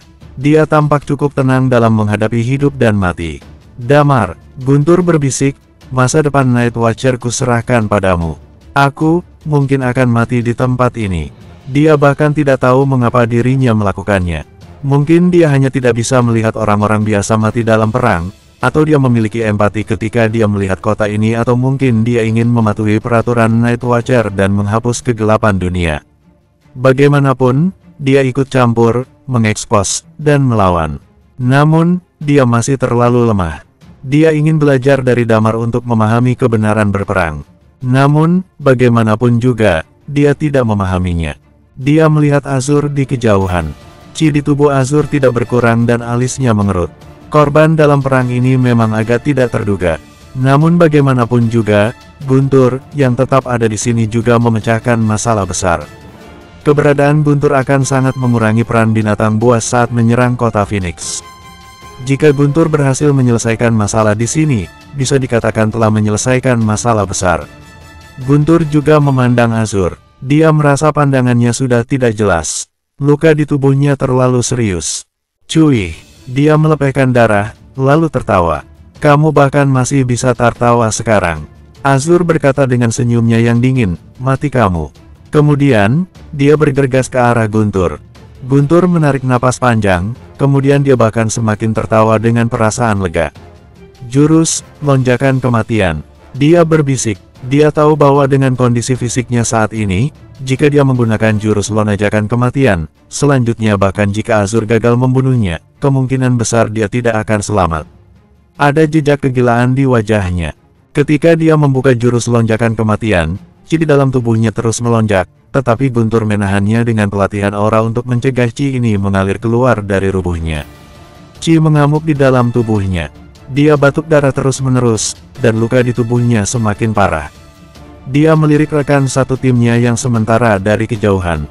Dengan senyum cerah di wajahnya dia berkata, hanya ini yang bisa aku lakukan untuk kalian. Damar, balaskan dendamku. Guntur mengeluarkan semua kekuatannya dan meraung ke langit. Aku Night Watcher, Guntur. Dia meraung, demi semua yang bernapas. Boom! Kemudian, dia menggunakan Chi-nya untuk jurus lonjakan kematian, dan tiba-tiba meledak.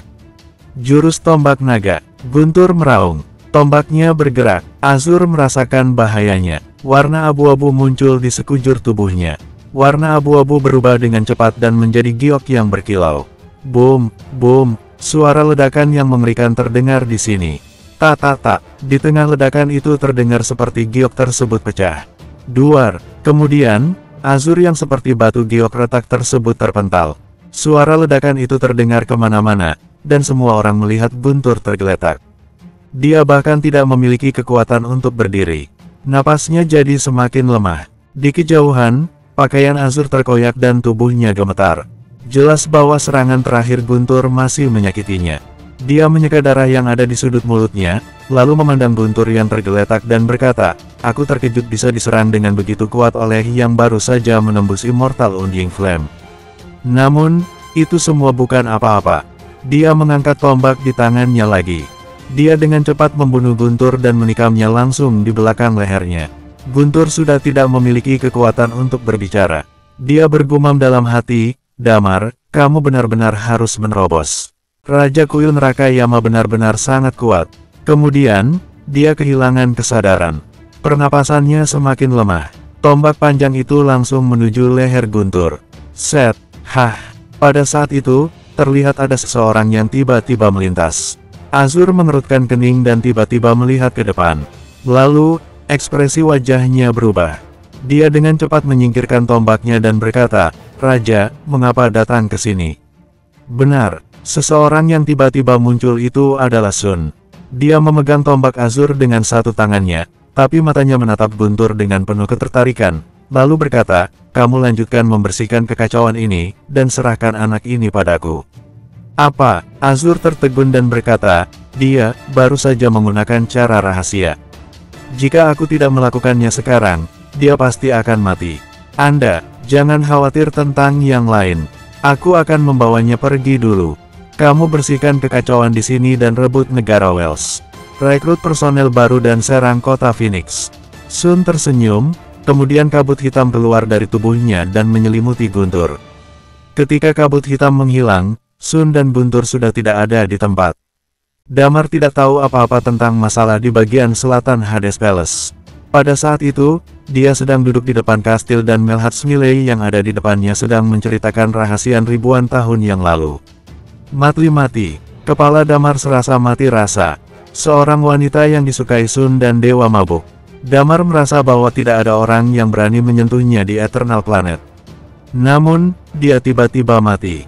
Damar langsung bertanya, "Mati? Kenapa? Apakah di saat pernikahanmu?" Smiley menghela napas dan berkata, "Itulah awal dari kehancuran kami." Setelah Sun mengakui perasaannya, Arlo jadi sedikit tertutup. Dia memilih untuk diam. Kemudian, Matli menolak Sun lalu menyatakan cintanya. Pada saat itu, begitu canggung. Hanya wanita seperti Matli yang mampu melakukan hal seperti ini. Pada saat itu, Hades Palace kami meningkat dengan sangat cepat. Ketika aku menikah, aku berusia kurang dari 30 tahun. Pada saat itu, kami berlima adalah Eternal Undying Flame dan Sun adalah yang terkuat. Dia adalah Raja Hades dan kami berempat menyebut diri kami 4 kesatria. Kami direkrut oleh banyak kekuatan besar. Namun, kami semua menolaknya. Hal itu menimbulkan kebencian banyak orang. Apalagi, perkumpulan kami yang bertalenta ini terlalu mencolok. Pada saat hari pernikahanku, seseorang ingin menangkap kami semua ketika semua anggota tim ada di sana. Pada saat itu, ada kekuatan utama. Di antaranya ada pemanah yang merupakan ahli bela diri yang sudah immortal Undying Flame. Dalam suasana canggung, dia tiba-tiba menembakkan panahnya dan ingin membunuh Sun. Pada saat itu, Matli bereaksi dan memblokir panah yang ditargetkan kepada Sun dengan tubuhnya sendiri. Dia memiliki karakteristik meledak dan meninggal di tempat tanpa tulang belulang. Arlo belum sempat mengatakan apa yang dia inginkan sebelum Matli meninggal. Ada senyuman pahit di wajah Smiley. Lalu, di tempat kami menikah benar-benar dikelilingi oleh orang-orang dengan kekuatan itu. Smiley berbicara dengan penuh rasa sakit di matanya. Bersambung, 1168. Yang hadir saat itu semuanya adalah saudara dan teman kami. Pada hari itu, Hades Palace yang berhasil kami dirikan hampir hancur total. Pesta pernikahanku hancur dan kami semua mulai melarikan diri. Terlepas dari kesedihan kami, Sun dan Arlo berjuang mati-matian untuk menghentikan Immortal Undying Flame dan melindungiku dan istriku melarikan diri. Namun, mereka berdua tertangkap. Smiley menghela napas. Pupilnya mengecil. Tertangkap. Dia tidak sabar untuk bertanya. Iya, pihak musuh memilih untuk menangkap mereka hidup-hidup. Sun dan Arlo pada saat itu mereka Eternal Undying Flame dan umurnya belum sampai 30 tahun. Tentu saja mereka ingin menyerah agar diberikan kesempatan untuk hidup. Smiley menghela napas. Setelah aku melarikan diri dengan Satli, kami ingin menyelamatkan mereka. Namun, kekuatan kami terlalu kecil, aku tidak punya cara lain, kata Smiley sambil menghela napas. Karena perang ini, tersebar informasi bahwa Sun memiliki karakteristik unik yang diketahui di seluruh dunia. Kemudian, banyak tokoh besar pergi ke kekuatan itu dan meminta mereka untuk menyerahkan Sun dan membunuhnya di tempat. Saat Damar mendengarkan ini, suasana menjadi hening. Sun adalah satu-satunya yang menyelesaikan penyatuan Eternal Planet. Damar tidak menyangka dia memiliki pengalaman seperti itu ketika masih muda. Dan karena dia masih muda, jelas bahwa meskipun dia ditangkap, tapi masih membiarkan Sun dan Arlo melarikan diri. Iya, Sun dan Arlo diselamatkan. Tidak ada yang tahu siapa yang menyelamatkannya. Namun, sejak hari itu, mereka menghilang. Tidak ada berita tentang posisi mereka di Eternal Planet. Smiley berkata, kekuatan itu membunuh semua kerabat mereka untuk memaksa mereka muncul. Aku dan Satli juga melarikan diri ke segala penjuru Eternal Planet. Kemudian, ketika Sun dan Arlo muncul lagi di Eternal Planet, sudah 20 tahun berlalu. Pada hari itu, mereka membunuh pasukan yang membunuh Matli. Mereka langsung membantai seluruh anggota pasukan itu. Tidak ada satupun yang tersisa, kata Smiley. Karena mereka muncul, aku dan Satli mencari mereka.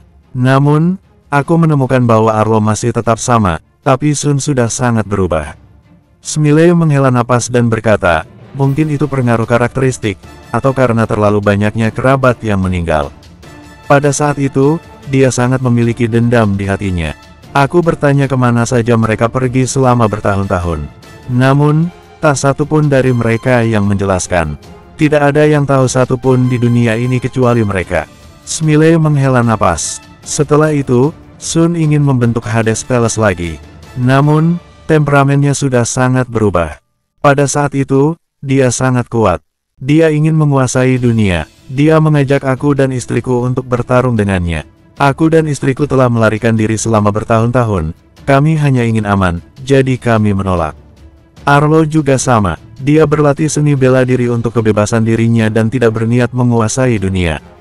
Smiley menghela napas panjang dan berkata, sejak hari pesta pernikahanku, takdir kita telah banyak berubah. Arlo tidak menikah. Dia hanya terobsesi dengan seni bela diri dan hidup dalam kekacauan setiap hatinya. Aku dan Satli tetap menyembunyikan identitas dan terus menjalani kehidupan normal. Sun membangun ulang Hades Palace, dan masih banyak orang yang ketakutan karena kepulangannya. Beberapa pasukan besar mulai bersatu dan ingin menyingkirkannya. Dia memulai pertempuran seumur hidupnya. Karena karakteristik langka, banyak orang kuat mulai berkumpul di sekitar Sun. Seperti Tigreal dengan karakteristik penghapus memori. Hades Palace yang kami dirikan menghapuskan 4 kesatria, dan menciptakan Raja Kuil Neraka Yama. Dengan berjalannya waktu, Sun bangkit. Dia menghancurkan segalanya dan mulai menguasai dunia.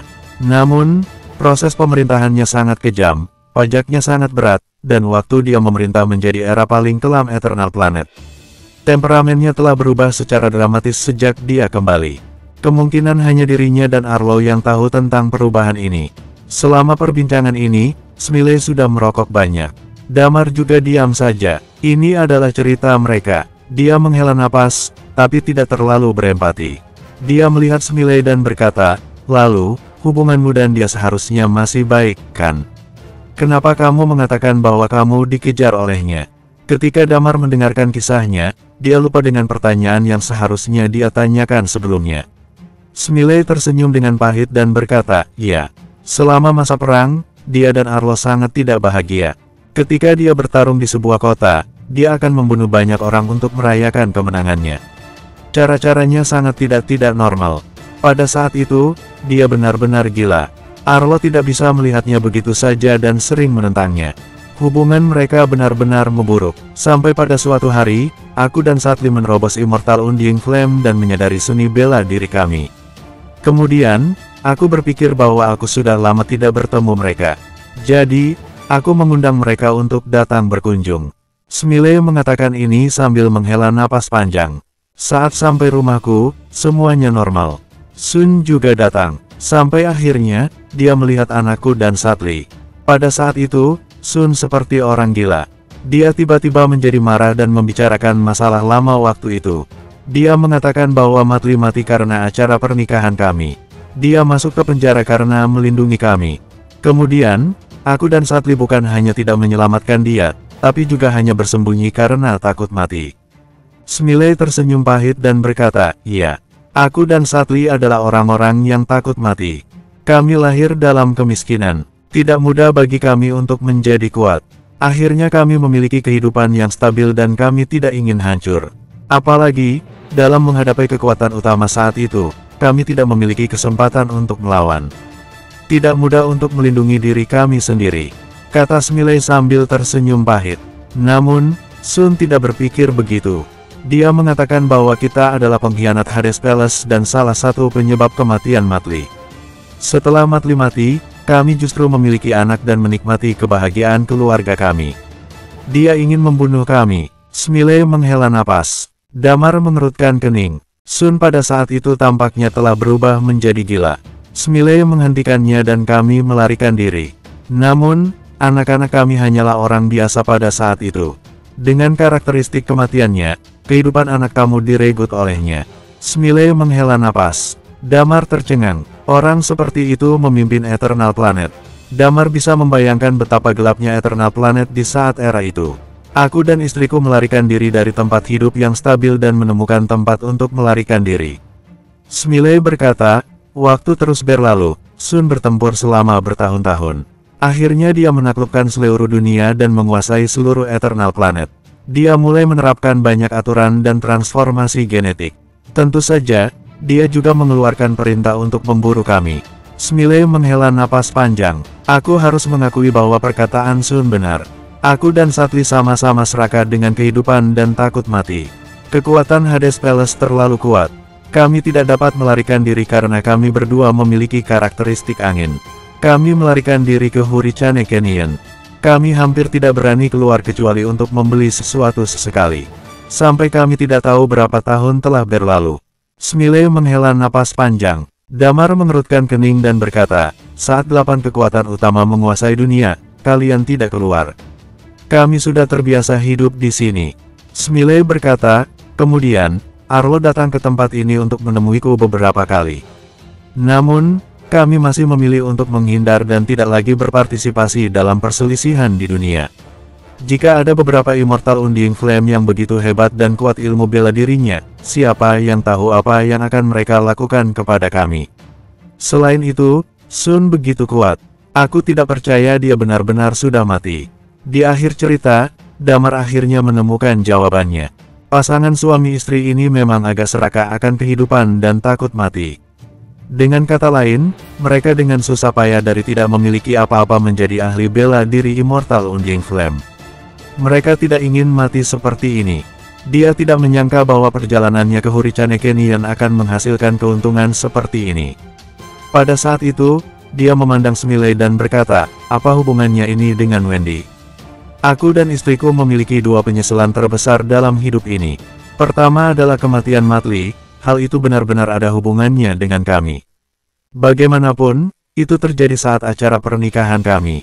Yang kedua adalah anak kami. Saat membicarakan itu, Smiley berbicara sambil menatap Damar. Bersambung, 1169. Selama percakapan, dia menyalakan rokok lagi, mengisapnya, lalu lanjut berbicara lagi. Selama hidup di Hurricane Canyon, kami menemukan sebuah gua. Di dalamnya kami menemukan secercah harapan untuk menghidupkan kembali anak kami. Mendengar hal itu, kepala Damar seperti akan meledak. Bisakah orang hidup kembali setelah mati? Itu tidak mungkin. Tentu saja itu hanya spekulasi. Di dalam gua itu ada tulang manusia. Pemilik tulang itu tampaknya memiliki karakteristik reinkarnasi sebelum dia meninggal. Dia memiliki Death Sword di tangannya dan ada tulisan di dalam buku catatannya mengenai pengendali reinkarnasi. Melawan hidup dan mati, dapat hidup kembali. Ketika Smiley mengatakan itu, muncul sebuah harapan di matanya dan berkata, jadi, setelah kami menemukan perempuan yang kamu katakan itu, kami berpikir untuk membuat dia mencobanya dan melihat apakah dapat menghidupkan kembali anak kami. Damar tidak percaya ini sama sekali. Tentu saja dia tidak bisa mengatakan apa-apa dengan harapan Smiley dan Satli itu. Selain itu, Wendy bisa bertahan hidup karena pasangan ini. Tidak ada masalah jika mencoba membantunya. Namun, dia sedikit khawatir bahwa pasangan ini sangat kuat. Takutnya mereka adalah yang terkuat setelah Dewa Mabuk. Dia mungkin bukan lawan dari keduanya. Jika kedua orang ini menemukan bahwa anaknya dapat hidup kembali, apakah mereka akan menggila? Setelah mendengarkannya, Damar meletakkan perhatiannya sepenuhnya. Dewa Mabuk seharusnya tidak memiliki masalah sekarang. Meskipun dia dan Sun tumbuh bersama, tapi semakin dilihat, semakin banyak perbedaan yang mereka miliki. Diperkirakan sekarang memiliki situasi yang tidak berujung. Jadi, Dewa Mabuk masih bisa dipercaya. Wendy sekarang relatif lebih aman, dan memiliki keuntungan yang tidak terduga. Dia telah berhasil menembus tingkat Immortal Undying Flame. Ini adalah Immortal Undying Flame reinkarnasi. Kekuatan bertempur Night Watcher melonjak lagi. Setelah Smiley mengatakan itu, senyum di wajahnya semakin melebar. Dia berkata sambil tersenyum, aku belum pernah berbicara dengan siapapun selama bertahun-tahun. Setelah mengatakannya, aku merasa jauh lebih nyaman. Damar juga menarik napas lega. Ekspresinya berubah dan berkata, bagaimana dengan mereka? Ada apa dengan mereka? Dia menunjuk ke binatang buas di luar. Selama sesuai dengan lingkungannya, akan terdapat kehidupan dalam kondisi dan keadaan apapun. 4 binatang buas ini lahir di kedalaman Hurricane Canyon. Mereka semua dapat menggunakan karakteristik angin. Ini semua adalah binatang yang aku besarkan selama puluhan tahun. Semuanya adalah Immortal Undying Flame. Keberadaan mereka membantu kami mencari sumber kehidupan, kata Smiley dengan senang. Meskipun Hurricane Canyon berbahaya, tapi banyak juga orang jahat yang ingin kaya dalam semalam. Mereka datang ke sini untuk menambang batu permata. Para binatang buas ini mengambil beberapa alat mereka untuk kebutuhan hidup kami. Smiley berbicara dengan senyum di wajahnya. Di saat mereka berbicara, wanita itu dan Winston juga mulai terbangun perlahan-lahan. Namun, ketika wanita itu baru saja bangun, Damar menemukan bahwa Smiley yang ada di gerbang kastil menghilang lagi. Dia muncul di belakang wanita itu, memegang batu persegi seperti batu bata dan memberikan pukulan keras ke kepala wanita itu. Dia baru saja bangun, lalu tidak sadarkan diri lagi. Benar. Pada saat itu Smiley berkata, pakaian wanita ini tampaknya adalah pakaian suku Hades, tapi dia tampaknya bukan orang suku Hades. Apakah kamu tahu suku Hades? Damar bertanya dengan heran. Meskipun aku tinggal di sini, tapi bukan berarti aku tidak tahu semua berita dunia luar. Aku kadang-kadang keluar, misalnya permaisuri kekuatan Riemo dianggap sebagai generasi muda kami, kata Smiley, apalagi, suku Hades memiliki sejarah panjang. Mereka membicarakan hal itu, dia melihat Damar dan berkata, suku Hades harus menjadi satu-satunya suku dalam sejarah Eternal Planet dari era pertama sampai saat ini. Hah, Damar terkejut dan berkata, suku Hades sudah ada begitu lama. Lebih dari itu, suku Hades tidak hanya memiliki sejarah panjang, tapi juga misterius. Smiley menggelengkan kepala dan berkata, aku tidak tahu banyak. Jika kamu tertarik pada mereka, kamu bisa bertanya pada gurumu. Mungkin dia tahu lebih banyak. Tak. Pada saat itu, tiba-tiba terdengar suara langkah kaki. Damar menoleh dan melihat ada 2 orang turun dari belakang. Wendy terlihat mengesankan di antara mereka. Ketika dia melihat Damar, ada ekspresi tidak biasa di wajahnya. Dia dengan cepat menenangkan dirinya. Dia menghampirinya dan berkata, kamu sudah datang. Damar menghembuskan napas panjang. Lalu, Smiley dengan cepat berdiri dan bertanya dengan penuh semangat, bagaimana? Apakah berhasil? Wajah Satli bahkan terlihat lebih sedih. Dia menggelengkan kepalanya dan berkata, tidak. Nona Wendy mencoba 5 dari 6 cara. Dia berkata bahwa dia tidak bisa mencabut pisau yang mewakili hukum alam, jadi hanya ada 1 hukum alam yang belum dicoba. Namun, aku pikir itu tidak mungkin. Ini bertentangan dengan hukum alam untuk kembali dari kematian dan anak kita telah mati selama bertahun-tahun. Smiley tertegun, lalu tersenyum dengan pahit dan berkata, hentikanlah. Kami hanya punya 1 permintaan. Nona, jika kamu bisa mencabut pisau yang mewakili hukum alam di masa depan, aku harap kamu bisa mencobanya lagi. Smiley berbicara sambil menyatukan tangannya yang memberikan tanda memohon. Wendy mengangguk dan berkata, baik. Melihat reaksi mereka normal dan tidak melakukan kekerasan karena anaknya tidak hidup, Damar jadi sedikit lega. Dia melihat Wendy dan bertanya, kita pergi sekarang. Wendy menggelengkan kepalanya dan berkata, aku baru saja menembus Immortal Undying Flame, dan aku belum memahaminya dengan baik-baik. Jadi, aku butuh sedikit waktu untuk mengonsolidasikannya. Beri aku 1 atau 2 hari. Sebenarnya, bagus juga. Smiley berbicara, aku dan anak ini sama-sama menguasai karakteristik angin. Kamu juga dapat merasakan angin kencang di ngarai ini. Mungkin dapat membantu kalian untuk memahami karakteristik, dan bahkan dapat membantu membangunkan teknik bela diri keduamu. Teknik bela diri kedua. Damar tercengang dan berkata, apakah masih bisa memiliki teknik bela diri kedua? Smiley tersenyum dan berkata, teknik bela diri tidak hanya ada 1. Selama kamu bisa merasakannya, kamu bisa melanjutkannya. Arlo memiliki 3 teknik bela diri. Selain teknik pedang terkuat, juga ada teknik kedua yang cocok dengan karakteristik yin dan yang miliknya. Tentu saja, teknik bela diri yang memusatkan pada 1 hal adalah yang terbaik. Jika hanya mempelajari satu teknik bela diri, bisa melangkah lebih jauh. Smiley tersenyum dan berkata, jika memiliki lebih dari satu, kamu bisa memiliki satu pilihan lagi. Tentu saja, sebagian besar Immortal Undying Flame mungkin tidak menyadarinya seumur hidup. Damar tampak sedikit terkejut. Singkatnya, rasakan sendiri. Tidak ada salahnya kamu tinggal di sini selama beberapa hari, kata Smiley. Baik, Damar mengangguk. Dia melihat Wendy. Wendy membalikkan badannya dan berkata kepada Smiley, Tetua, bisakah kamu membawaku ke gua yang kamu katakan?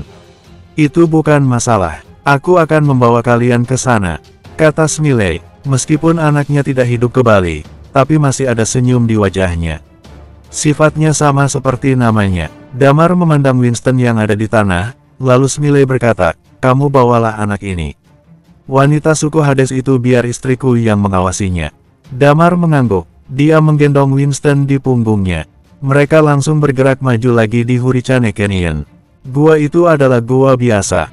Damar mencari-cari dalam waktu yang lama dan tidak menemukan sesuatu yang berguna. Wendy duduk bersila di dalam gua. Dia memasuki kondisi kultivasi dan terus menstabilkan kekuatannya. Damar dan Winston berjalan di antara ngarai, merasakan angin kencang di ujung ngarai, dan mempelajarinya dengan baik-baik. Markas Night Watcher di kota Phoenix.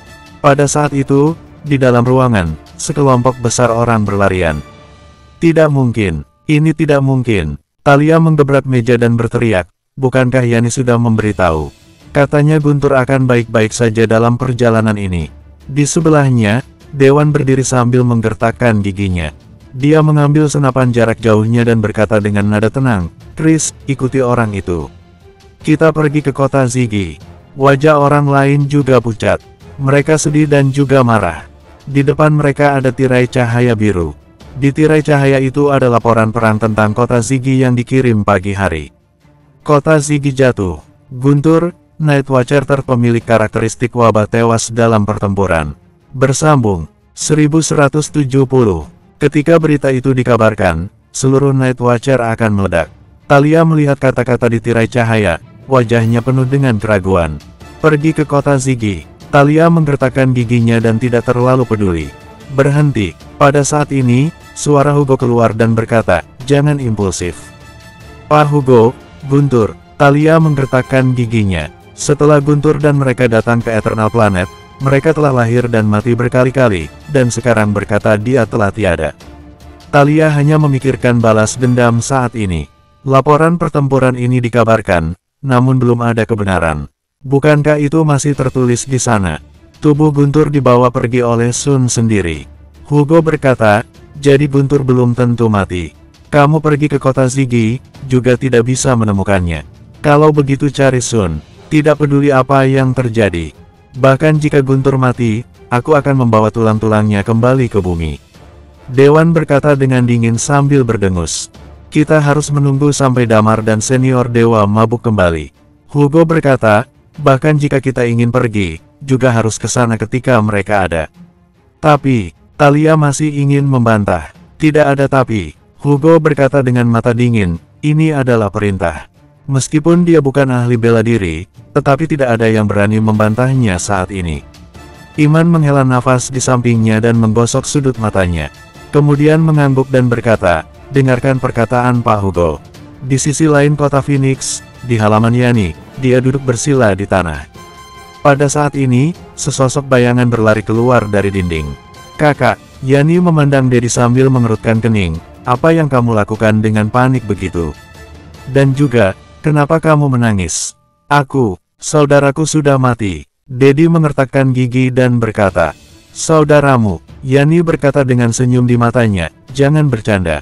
Sungguh, saudaraku Guntur. Baru saja ada berita bahwa dia berada di kota Ziggy dan dibunuh oleh Azur, salah satu dari kuil neraka Yama di Hades Palace.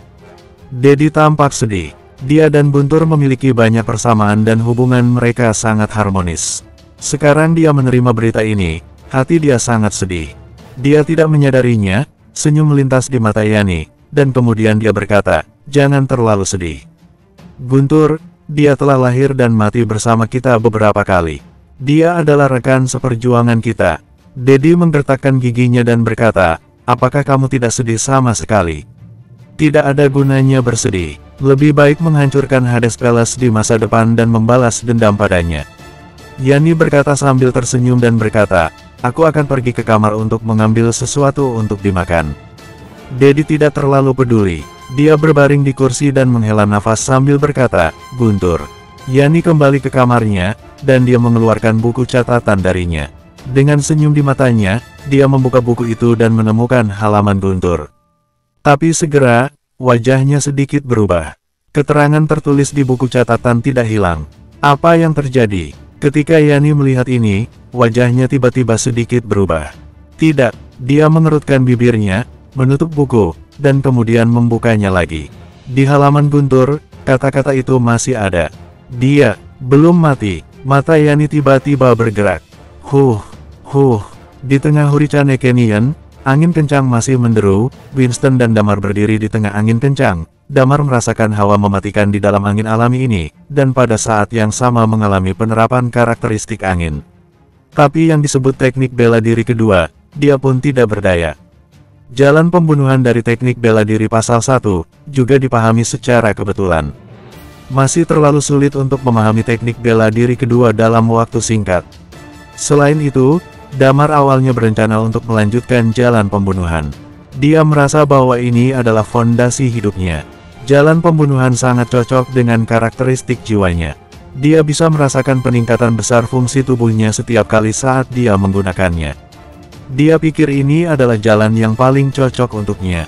Dengan begini, dia pun menetap di ngarai dengan 1 hari lagi. Pemahaman Damar tentang karakteristik angin telah meningkat pesat. Dia merasa bahwa teknik bela diri kedua yang harus dikuasai mungkin tidak akan selesai dalam waktu singkat. Hanya saat ini, dia tiba-tiba melihat ke samping. Di sisi Winston, napas di tubuhnya tiba-tiba menjadi ilusi, benar-benar seperti embusan angin. Tidak lama, nafas di tubuhnya hilang sama sekali. Melihatnya, Damar memiliki perasaan seperti melihat mereka berdua, Smiley dan Satli. Sebelum dia sadar, pada saat ini, Winston tiba-tiba bergerak. Seluruh tubuhnya benar-benar berubah menjadi angin, dan kecepatannya sangat cepat sehingga dia melewati ngarai seperti bayangan. Pada saat yang sama, tangannya seperti pisau tajam. Cakarnya terus-menerus menyerang dinding batu di sebelahnya. Boom, boom, boom. Dari waktu ke waktu, ada suara berkertak. Sangat cepat, Damar berkata dengan terkejut. Pada saat ini, di sampingnya, pasangan Smiley dan Satli ini berdatangan dengan membawa sebuah kotak. Sudah hampir waktunya untuk makan saat ini, dan makanan yang mereka makan beberapa hari terakhir ini telah diantar oleh mereka berdua, Smiley dan Satli. Ketika mereka tiba di sisi Damar, Smiley menatap Winston dengan terkejut sambil berkata, apakah dia sudah mendapatkan pencerahannya, bahkan hanya dalam 2 hari. Mungkin mereka telah mengumpulkan cukup banyak sebelumnya. Meskipun mereka terlihat muda, mereka pasti berusia sekitar 40 atau 50 tahun. Satli tersenyum dan berkata, dengan merasakan tingkat angin kencang di Hurricane Canyon kali ini, cukup lancar tercerahkan. Damar terbatuk, apa itu? Winston benar-benar mencapai Immortal Undying Flame dalam waktu kurang dari sebulan. Dia berkata dengan ekspresi terkejut, apa kamu bercanda? Damar tersenyum bahagia dan berkata, selain itu, dia diperkirakan berusia awal 20-an sekarang. Tidak mungkin. Smiley menggelengkan kepalanya dan berkata, aku telah bertemu orang yang paling berbakat, Sun.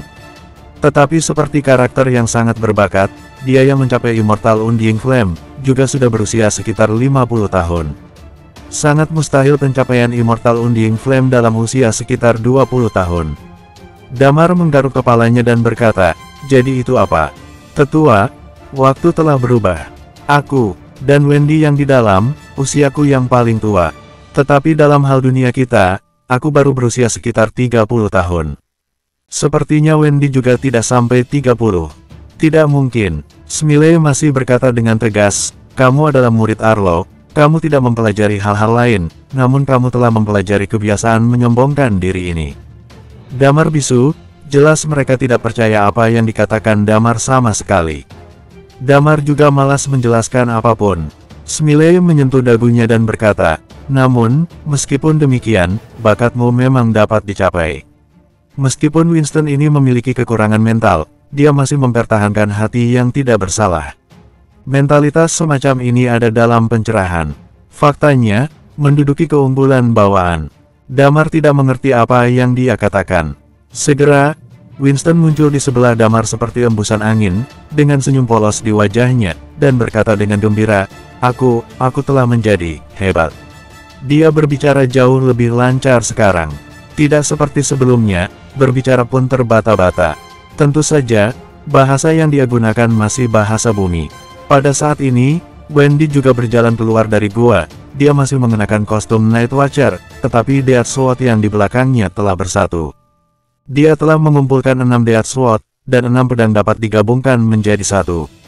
Apa kami boleh pergi sekarang? Tanya Damar. Kamu boleh kembali kapan saja.